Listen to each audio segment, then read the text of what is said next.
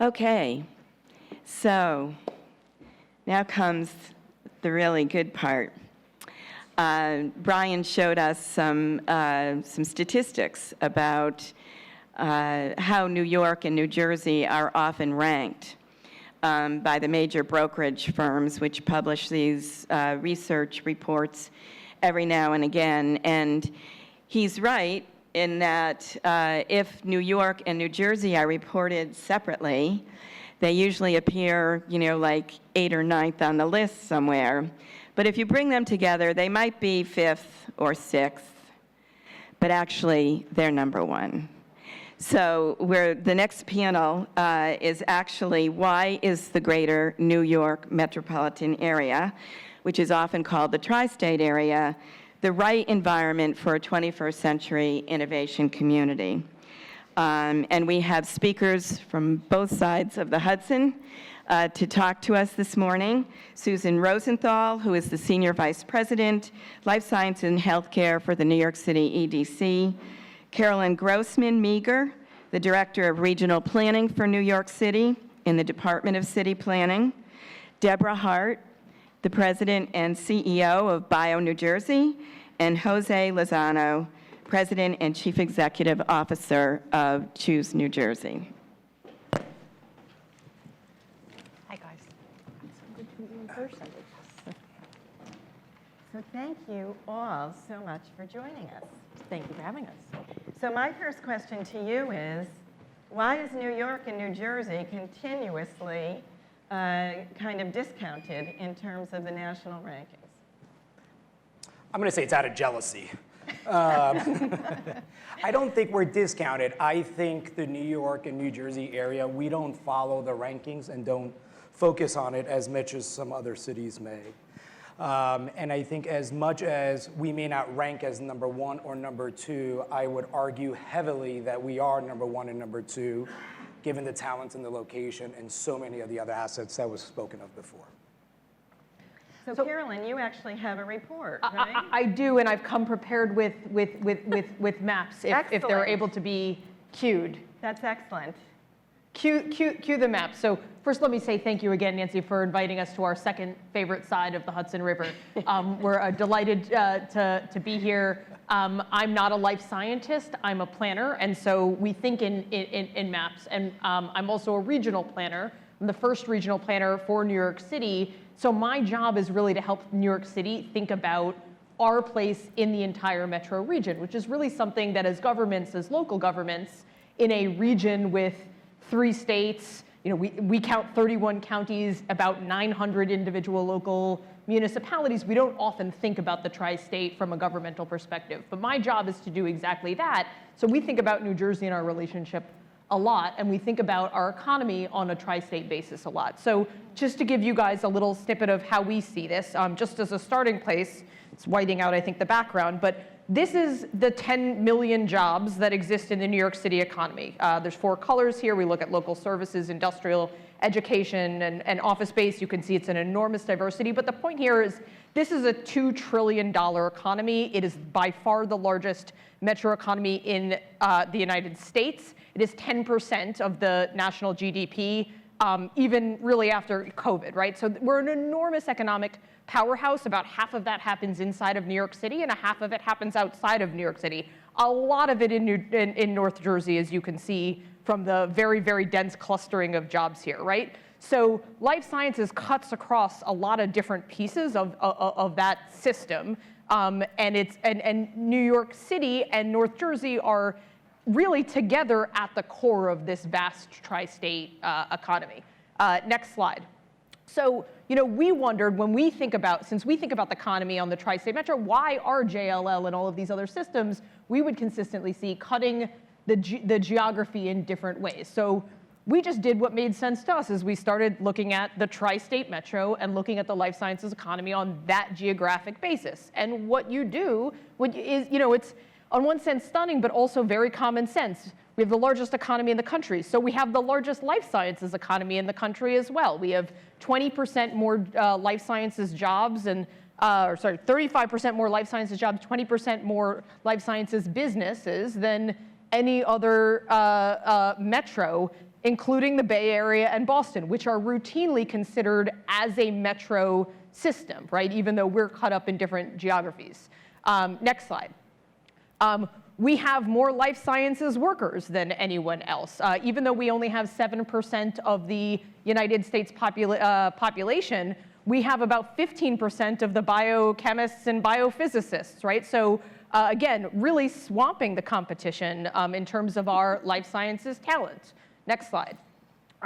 We have more NIH funding than anyone else, to the tune of $3.5 billion on an annual basis right now. Again, Boston, Cambridge, 2.8, Bay Area, 1.5. So our institutions are getting more money collectively than any other life sciences metro. Next slide. Our VC is still behind Bay Area and Boston, but growing at an inordinate pace. And you can see that that is especially strong on the New York side, but we're seeing growth across the tri-state area. Next slide.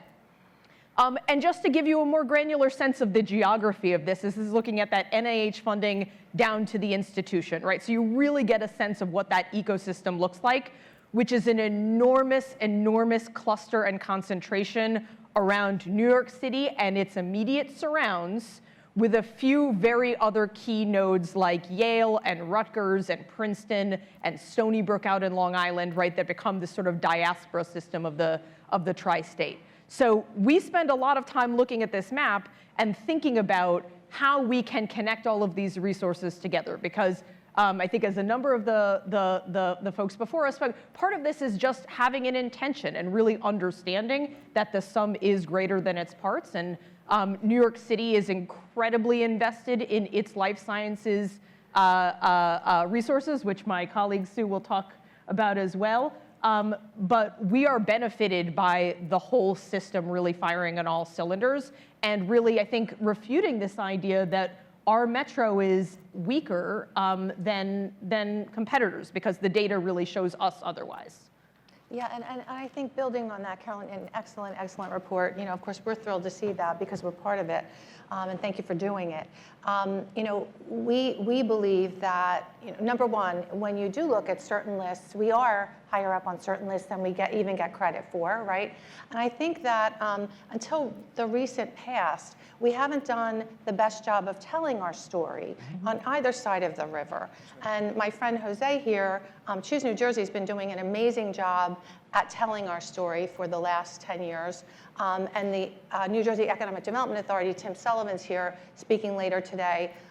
They've been doing an amazing job as well. And I think all of those things, including the reality that you just reported on, as well as venues like this, the Cove, meetings like this, and all of us, committing to telling the story in a bigger and better way will make the difference ultimately. In addition to what has been happening just in other areas, and we'll touch on that in some of the other questions, but it's just really an extraordinary time right now, and I couldn't be more excited, so. So Sue, what is going on in the New York City area? I mean, we've heard about the $500 million investment getting increased to $1 billion, which is very exciting, and the pandemic kind of programs that you put in place and the testing, and tell us about it. Sure. Well, first I'll just say, once you present it, we should just drop the mic and we're done. Like, that was incredible. Pictures are 1,000 words. Yeah. It was really incredible. We have so much happening in the city for life sciences, and I fully am just so excited for this to be a regional play where we have all the different ingredients, not only in the city, but also across the region. But just to show some of what's been happening, I think my slides are also queued up as well. Yes, they are. So there's a slide that shows back before LifeSci NYC, for those that don't know, is an initiative that was launched in 2016 with the mayor's support of $500 million at the time. We just announced in June, doubling that investment to $1 billion, using a number of city levers financially to support growing the industry. And so before LifeSci NYC was developed and announced, there were a lot of the ingredients that led to us deciding to do that, whether that's all the different institutions, the NIH funding that was happening, the VC investment that was starting to percolate. And so we said, okay, let's actually put that infrastructure in place that you need for startups to grow and thrive in an ecosystem for life sciences. And so what you see on the screen now is what existed prior to 2016 in the various different academic clusters that exist across the city. And then if you go to the next slide, you'll see, based on a lot of our investments, the activity that has developed since then from an infrastructure perspective. And what you don't see on the slide is the results of that infrastructure, which those incubators, there are now 6 incubators across the city. We know of others that are launching in the next year or two as well. Those incubators are where companies thrive, and they come out of the academic institutions and then grow in the incubator and then step out into bigger spaces. Well, before 2016, there were only a handful of options in the city, and we would see innovators actually get on the shuttle or get on Amtrak and go to Cambridge or down to Philadelphia or wherever else they may go. Now we've got all the building blocks to have those companies staying in New York and working with the talent pool across the region, having all the different clusters thrive. And so you can see we've now got, we talk about Kendall Square as the exemplar of a life sciences cluster.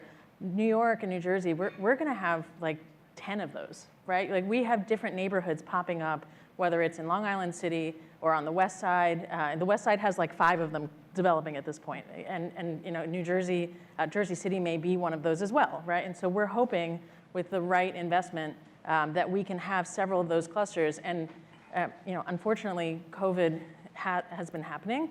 But what we've learned from it is that life sciences comes to the rescue on it, and it thrives. And the VC community has seen that and now is also doubling down on their investment. Right. And so you see this global influx of investment. Well, New York and New Jersey should ride that wave and get as much of that as we possibly can. So we're excited about the opportunities that are happening and the companies. We're seeing a lot of big raises. We're seeing a lot of big growth opportunities and companies starting to tenant in those spaces. You know, we just saw last week or the week before, Lexio announced a $100 million raise. I think last Thursday, Opentron's announced a $200 million raise. They're expanding into Long Island City. So we're seeing on a weekly basis these big wins, and that's just growth for everyone. And we need to build that talent pool across the region to support that growth. Yeah, that's so terrific. And you know, I mean, honestly, it was so surprising during the pandemic because life sciences was the one industry that never stopped. That's right. First of all, nobody stayed home because it was an essential industry and everyone had to go into the labs. And secondly, huge amounts of investment poured in to new companies. Companies made record raises, venture capital made record investments. What are you seeing in New Jersey right now?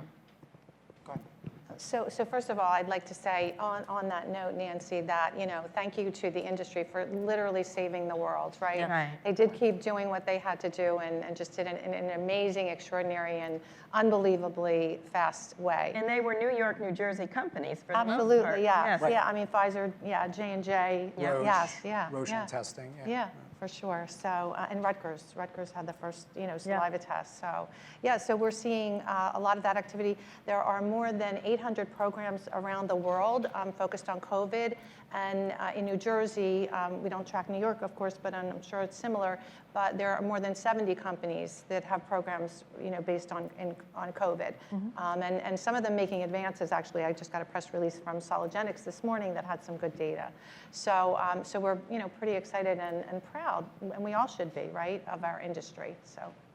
I think the one thing to point out that is a silver lining result of COVID is that the leadership has started to speak from a region, right? You've got the mayor, you've got the governor of New Jersey and the governor of New York, for one, started to speak as a region, which I don't think has ever happened before. And I think you saw that in COVID, and I think you will start to see that happening a bit more. And so I think there'll be much more collaboration between the governments, which will hopefully translate to private sector as well, collaborating within a region. Yeah, I would say the same for the academic institutions. They right. historically have been known to not necessarily talk to each other, and they all came to the table together and said, what do we do? How do we help? Absolutely. And now how do we learn from that and keep doing that moving forward? Look, I think at some point the region is having this aha moments that New York needs New Jersey as much as New Jersey needs New York. And at the end of the day, we are better together. And when we speak from a regional voice, there's no other region in this world that will beat us.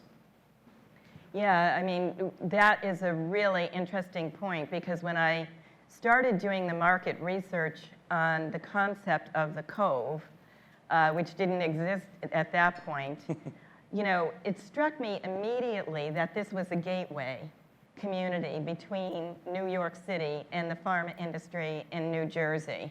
And served by 3 international airports, it was also a bridge to the world. And that actually became the guiding concept for, doing the rest of the analysis and then driving, kind of the vision that you're seeing emerge here today. So what will a community like the Cove mean for the greater New York metropolitan area? I know what I think, but I'd love to hear what you guys think. Well, actually, I would love to comment on that and some of what you said earlier. So I'm not a city planner. I'm a life sciences person. I spent many years at Pfizer. And when I was there, we had people from the city, from New Jersey, from Long Island, from Connecticut. We then had a site in Cambridge.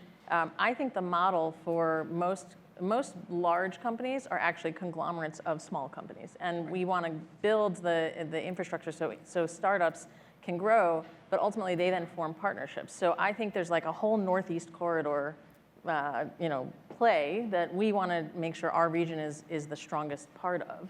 And so I think a site like the Cove is like kind of in the center of all of that. And so should be a gateway and a way of, you could see companies having spaces in multiple places, and the Cove being an active part of that. Yeah, interesting. So I'll say, just hearkening back to the panel before us and thinking about like what makes the pieces of a good innovation ecosystem. Despite COVID and what it's done for transit use, I would say, when we look at it in New York City, and this isn't just unique to life sciences, it's really true for a lot of our industry growth. The importance of a dense, mixed-use, walkable neighborhood is what's driving talent, right? It is the single most important factor for why Brooklyn is the fastest growing economy in the country right now. And the region does not have enough of that. But Jersey City has it in spades. So when we think about this ecosystem, and you think about all the sites that might, attract a Brooklyn person or a Brooklyn business to instead come over across the city, or more, hopefully, scale up with multiple sites, right? The transit orientation and the proximity, really is so fundamental, right? I can see my office from here, right? Like, let's not lose, right? Like, this is so critically important, and it's something that, while there are other sites in Jersey that are important for different reasons, is a singular asset for a site like this and for Jersey City and Hudson County in general. And I think when we're thinking about that regional play of how does New York City expand its ecosystem, it's got to be along transit, right? So it's the New Haven line, thinking all the way up to Yale, right? There are investments that the city are making in the East Bronx. There's investments happening in Westchester and Stamford, and New Haven, all the way up that line. There's some potential opportunities along the Long Island Railroad corridors, and then there's this path connection, which is really the strongest of all of those, right? And I mean, I can be in my office in 15 minutes. Right. So, I think that opportunity to link a density of uses, that mix of uses, we can't talk about job opportunity without talking about a lot of housing, right? And our region continuing to be in a housing crisis as well. Those things mixing together, and those things all being walkable and transit oriented together. Yeah. And when you talk about the regional play, you can't forget about the global gateway, right? When you take our 3 international airports, so when you start to put JFK and Newark and LaGuardia together, and you start to look at the direct flights, no other region in the world has that many direct flights, right? We have about, 300, and these are pre-pandemic numbers, so I apologize, but it will get back up there. You're looking at about 340 direct flights internationally per day when you combine all 3. And then when you look at the domestic direct routes, you're looking at about 360 a day, right? That is huge. There is no other region where in one leg you can get to the destination you're looking for, which is extremely attractive for international companies when they're entering the region, to realize that we are the global gateway for both domestically and internationally. Right, and traditionally, New Jersey has attracted a lot of new international companies. I think in Jersey City, 9 out of the last 12 large leases were signed by international companies. Absolutely. So when I arrived at Cheese, New Jersey, we had our international pipeline was about 22%. Today it's 77%. So in about 3.5 years, it has dramatically increased. But a lot of it has been, it's the global entry gateway, right? I mean, it's an easy, you've got the talent, the diversity between New York City and New Jersey is there. And so you're with folks that are like-minded, that look like you, that eat food that's similar to you, and we are much more welcoming as a region than I think there are other parts in this country. And I sit on Jose's board, so I'm always watching the life sciences number. And for, quarter after quarter, right, Jose? I don't think I'm speaking incorrectly when I say it's been the #1 attraction. Absolutely, industry, right? absolutely. And this year, New Jersey, we will end this calendar year as probably our most successful year when it comes to job growth and business attraction than we've had in the 10-year existence of Choose New Jersey in the middle of a pandemic, which is kind of crazy and realize it, but we've had a significant amount of growth and companies. I mean, we've got one that's going to be announced in the next couple of days that's committing to moving its international headquarters to New Jersey with 3,000 new jobs, which is it's crazy to think that companies are still shaking and moving around. And so anyone who says that the commercial real estate stuff is kind of on the downturn, I will say false pretty aggressively, at least for this region. And that's on the heels of the Beijing announcement. That's exactly right. Right. Yep. If I could just add one other point, I mean, I do think in our region we have access to so many other industries, whether it's the tech industry or the financial markets, that I think make for a nice mix of access to the various different types of companies. And then also to the point of live, work, play, you want to find a place where you will actually be excited to go to work yourself, but also your spouse or your partner may go to work, whether it's in the industry you're in or the other industries around. And then the last thing I'll say, which is one of the questions of, what is one of the key ingredients for a cluster to succeed? Biotech is inherently risky, and there's a profile of a person that works in biotech. However, you actually de-risk it by hitting critical mass. And so if somebody goes to Cambridge, for example, and their company flops, for whatever reason, it happens in biotech. There's a lot of risk. They are not as scared that they won't find another opportunity. And so having the regional play is really important to us because we want there to be that critical mass so that people feel that risk is mitigated. So Yeah, bringing that tech element in is a really important point because life sciences and tech are converging in so many ways today. It's really a continuum now. And Manhattan, just went through the roof with tech companies during the pandemic, with Google and Apple and Amazon and Facebook all taking a 1 million square foot campus. Google just bought the St. John Center for $2 billion after building it out, 1 million square feet in the Hudson Square neighborhood. That's a hop across the Hudson River. That's right. And being able to bring those tech workers here and, have that back and forth, across the river, because honestly, with the ferries, you can get to any one of the clusters that Susan is describing in Manhattan within 20 minutes, even if it's in Academic Alley where Rockefeller is, all the way up on the Upper East Side. Right. Well, and I think it's about, I'm not sure if it was Mason who said it before, the collisions, right? Creating the opportunity for those collisions to happen. And I'll use the example from the pandemic. We built a lab, but that lab for testing was so successful because it was the integration of life sciences and technology. Right. So it was robotics from Opentrons with testing capabilities from NYU, marry those together with the operations of New York City Health and Hospitals, and we suddenly had up to 45,000 tests a day available to New York City. So that integration of technology with life sciences is just going to continue, and we need to have environments and clusters across the region to really enable that. Our #1 growth area, if I might say, in BioNJ membership is AI companies. They're, by leaps and bounds. It's really amazing. Yeah. I was just going to say on Opentrons, the interesting thing about Opentrons, you heard her say they just raised $200 million. Will Canine, who's one of the founders of Opentrons, came out of the NYU Design School. He wasn't a scientist. So that is, how young people they incubate these ideas. And, you know, I mean, he just went into a lab one day, and this is what the Biodesign Challenge is all about, is turning students on to what's going on in biology. And he was using a pipette, and he's like, what's going on with this? This should be automated. Next thing you know, Opentrons is born. And now it's, you know, Well, it's a unicorn. I don't know, for those that know our team, so Dr. Carlo Yuvienko, who's on our team, met the NYU team at one of the events, the ecosystem events, and that's how that all, those collisions are how that all happens. So Yeah. we need to really enable more and more of that.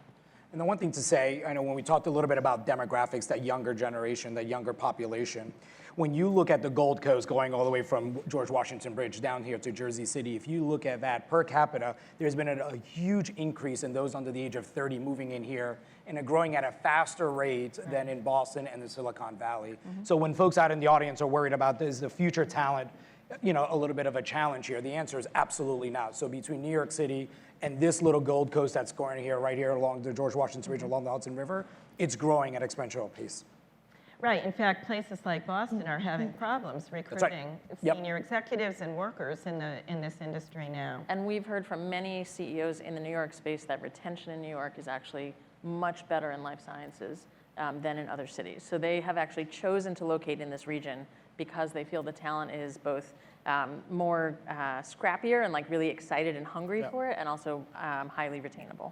And I just give a credit to Mayor Fulop and his economic development team, because I think they spoke on it earlier. And again, just coming back to that concept of an ecosystem, you get the talent by having the housing. And that's not a fait accompli in many places in our region. You look Right. at Westchester, you look at Long Island. They are also very invested in growing the life sciences economy, but it's a much more challenge to get mixed use, that mix of uses and get the housing there. And as a result, those areas are having a lot more trouble retaining young talent. They're seeing, you know, aging populations much more than you're seeing in New York City or west of Hudson. We're really seeing on a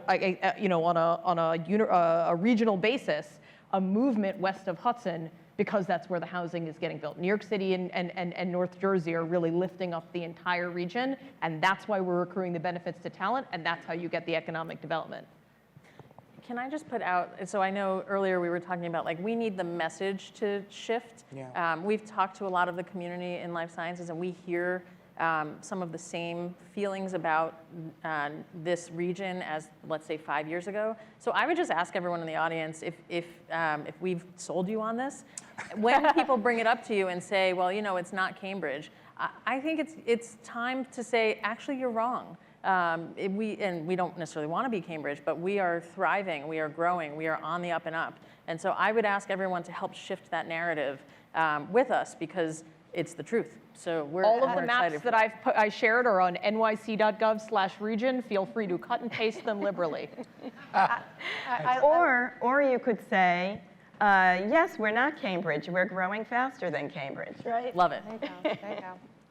I end many of my speeches with, you know, please, obviously, again, New Jersey focused, but please speak well of New Jersey. And, you know, I would please speak well of our region. I would say, you know, also, one of the things that we see in New Jersey is that as companies are getting to the point where they're going to be commercializing a drug, that's frequently they are looking at New Jersey, perhaps New York as well, because they know that we have that talent in particular. And the things that I'm hearing about the younger, you know, earlier stage, the growth of earlier stage companies, the younger workforce coming here, I think we're going to, you know, we will continue to grow the entire spectrum of the ecosystem. Yeah. So on that note, speak well of our region. Thank you very much. Thank you, Nancy. Thank you. Thank you.